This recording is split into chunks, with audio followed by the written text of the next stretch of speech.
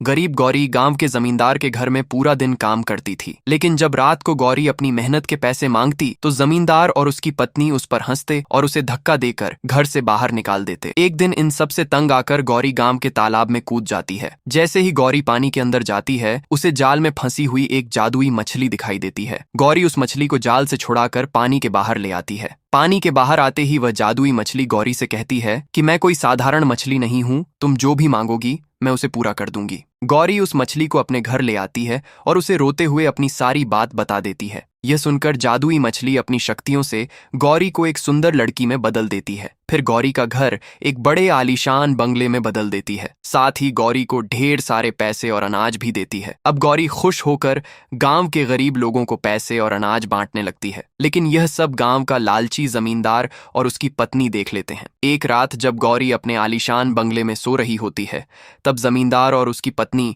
चुपके से उस जादुई मछली को चुराकर अपने घर ले जाते हैं। सुबह जब गौरी उठती है तो उसे अपनी मछली कहीं दिखाई नहीं देती। यह देखकर वह बहुत घबरा जाती है। उधर जमींदार और उसकी पत्नी उस मछली से बहुत सारा पैसा मांगते हैं, लेकिन मछली उन्हें कुछ भी नहीं देती। गुस्से में आकर जमींदार और उसकी पत्नी मछली को एक कांच के बक्से में कैद कर देते हैं। उधर बेचारी जादुई मछली जोर जोर रोने लगती है, क्योंकि उसके लिए अभी तक किसी ने सब्सक्राइब नहीं किया।